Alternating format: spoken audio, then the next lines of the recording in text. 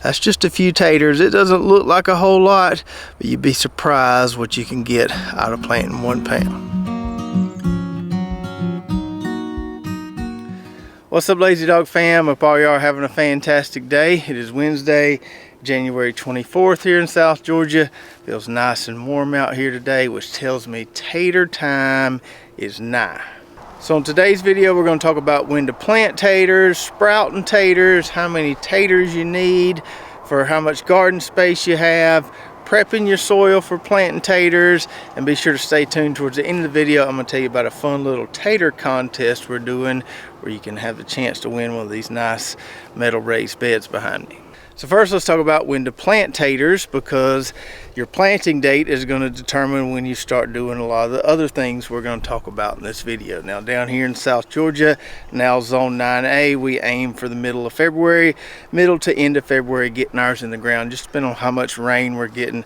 We really don't want to plant them if it's super wet outside, but ideally middle to end of February works well for us.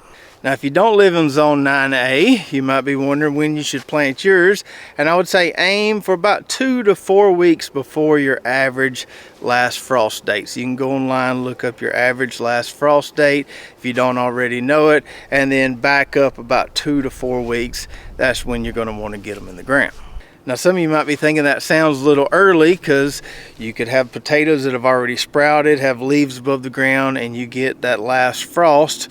Isn't it going to hurt the potatoes? Well, a lot of times that last frost isn't very significant. It may burn back the leaves a little bit, but it usually doesn't hurt the potato plants. I'd rather go ahead and get them in the ground. If they do sprout and we get a late frost, we're usually fine. So now that you've determined when you need to plant, let's talk about how we get these little seed taters here to form sprouts, so that when we put them in the ground, they're not just sitting there waiting to break dormancy. So this whole process of sprouting the taters, some people call it chitting, some people call it green sprouting, is something that you don't have to do, but something I would recommend doing. You can plant potatoes with no sprouts on them in the ground. You're just going to be waiting for them to break dormancy. It's going to take a lot longer for potato leaves to emerge from the ground. That's a little bit of a risky game, especially if you're getting a lot of rain, because your potatoes might rot before they're able to form roots and leaves and take off. So this green sprouting, aka chitting process, is really simple, but I'll break it down for you. So we got our seed taters in the mail from Wood Prairie. It might have been late last year, if not early this year. We've had them for several weeks. As soon as I got them, I took them out of the box and just put them in the closet in my office. You want to put them in a warm, dark area. That's going to encourage the potatoes to break dormancy. So go from just a tater that looks like it needs to be eaten to a tater that's got little sprouts forming on it. So after we see those little sprouts there, that tells us these taters have indeed broken dormancy. The next step, we want to move them somewhere relatively cool and in the light. You don't have to get complicated with this. All I do is put mine in these little tubs right here, and I put them on the rack underneath the barn. Obviously, we don't want them getting wet. I can't keep them really cool. I can't keep them at 50 degrees. They're going to be at whatever temperature it is outside, but it's mostly cool still this time of year, so it works well for me. Just putting them in these little tubs, sitting them underneath the barn. They get a little light under there as well. Now, it's very important to note here that every variety is a little different as far as how long it takes to break dormancy and how fast those sprouts form. If we compare this rose gold variety here, which has some really nice sprouts on it, to Sharpo Mira, which just has some tiny little nubs, and then Baltic Rose is probably somewhere in between those two. Here's another really good example. Let's compare these purple Viking seed taters, which have some really nice sprouts on them, to these Charlotte seed taters, which are just starting to sprout. Got some tiny little sprouts on those. And the one other variety we're going to plant, Huckleberry Gold, is notorious for being really slow to break dormancy. So I didn't dump all those out of the bag. I pulled a few out. You can see those dark purple spots starting to break dormancy a little bit, but I don't think I'm going to pull these out of the bag, out of the closet quite yet. I'm going to put those back in the bag, put those back in my closet, and let those sprouts get a little bit bigger before we put them in the clear tubs underneath the barn. So Just to understand, every variety is a little different here. Huckleberry Gold is an excellent tater variety. It's just a little slower to get going than some of the rest. Now, because we're still about 2.5 weeks out from the earliest I want to plant taters down here, I'm not going to go ahead and cut mine up. We're just going to put them in the tubs underneath the barn.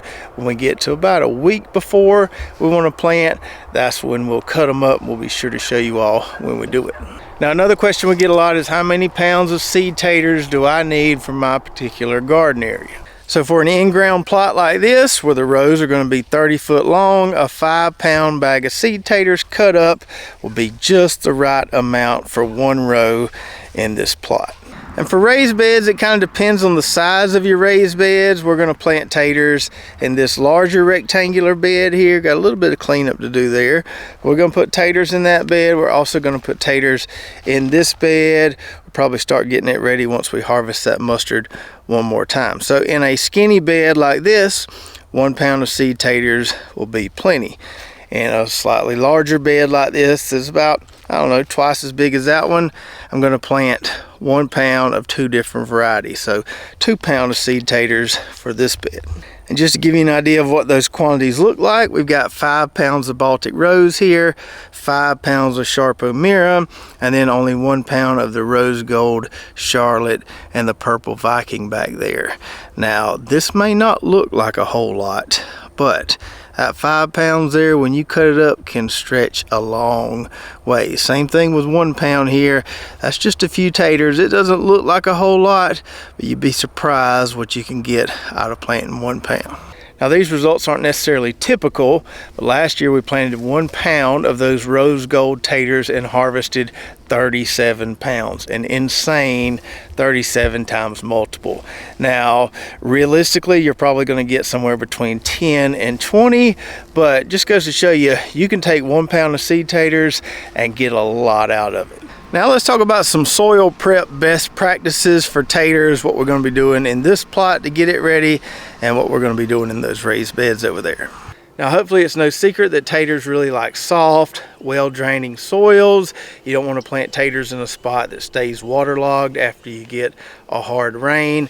The best taters I've ever grown were in spots where I could just scratch around, dig them up with my hands, didn't have to go get a digging fork or a shovel. Now, obviously, some people just naturally have harder clay soils where they live, but it's just kind of a good goal to keep in mind. Amend those soils, add plenty of compost, try to get it to where you could dig the taters by hand if you wanted to. If you can get the soil that soft, I think you'll have a much bigger harvest. Now, in this plot here where we're going to be planting 3 rows of taters, I really don't have a whole lot to do. It's been years since I added any compost to this plot, but we still got a good amount of compost there. Our native soil is not that dark. Now, one thing we do have to do is get up these big ochre stumps. Several people questioned us leaving these here, but I like to let them rot out a little bit. They're a lot easier to pull up without making a big hole or disturbing a lot of soil. These look like they've rotted. They feel pretty soft. Should be able to just kind of pull them up like that right there.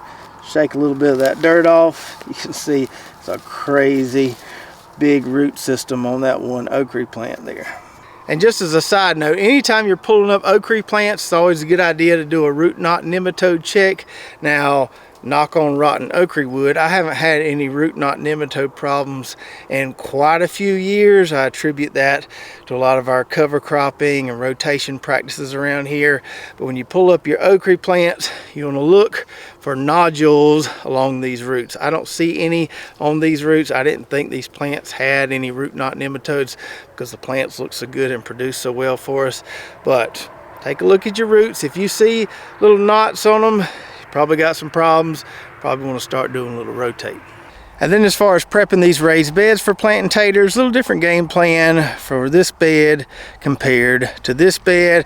In this bed, since we don't have anything planted here, we just need to pull up the weeds. We'll probably take our drip system out of here. Probably add some coop grow, sprinkle that on top of the soil, add some mushroom compost, lightly mix that into the soil. Probably want to do that about a week or 2 weeks before we plant. So we'll do that pretty soon. That way that coop grow can have time to break down and start really feeding that soil. Over here where we have the mustard planted, I'm going to wait another week or so, harvest this one more time, and then we're just going to flip this bed. So we're just going to flip all this vegetation into the soil in that bed, kind of turn it over and let that mustard break down for a week or two, then do the same thing we did in that bed. So in addition to adding compost to help soften the soil, make it drain better, it's not a bad idea to add some fertilizer, especially if you're using organic fertilizers. Give it time to break down before you plant your taters. So you could use something like coop grow, you could use another somewhat balanced organic fertilizer. Heck, you could even use alfalfa pellets. Just make sure you get some water on the bed or the area where you applied the fertilizer. If you're not getting any rain, hand water it with an overhead sprinkler. That way all the stuff can start breaking down and those nutrients can be available in the soil. Now in our in-ground garden plots, we usually just put the fertilizer in the furrow at planting, but in the raised beds, if I can remember to do it ahead of time, it's a good practice to do it a few weeks before you plant. So hopefully that gives you everything you need to know, everything you need to do before planting your taters. And as we get closer to our tater planting date, like I told you earlier, we'll talk about cutting up the taters. We'll show flipping the mustard in that raised bed, getting it ready to plant. And earlier in the video, I told you about a little contest we're doing, so you can win one of these metal raised beds, kind of like the one we did before Christmas, but this one is about taters. So this contest is going to reward those people who take good records and take good pictures of their harvest, because I doubt anybody's digging taters right now. So here's how this is going to work. In the description below, I'm going to put a link to a page on Olle Garden's website. On that page, you'll see the contest details. There'll be a little form to fill out with your name, your information, and you're going to submit a photo of your best tater harvest. And whoever has the best tater harvest photo will win one of these tall raised beds back here. And as you're filling out that form, you can actually pick which color you want. So the contest is going to run until February 24th, I believe. You got a little bit of time to submit your photo, but make sure you get it in before the 24th, because that's when I'll decide the winner. So I hope you enjoyed the video today, and if you haven't purchased seed taters yet, you can get these varieties we're growing along with more at woodprairie.com. Be sure to use the code LazyDogFarm for 5% off. And if you want to see some of our great tater harvests from last year, including that 37 times multiple, watch this video right here where we'll show you how it all happened. So check that out, and we'll see you next time right here at Lazy Dog Farm.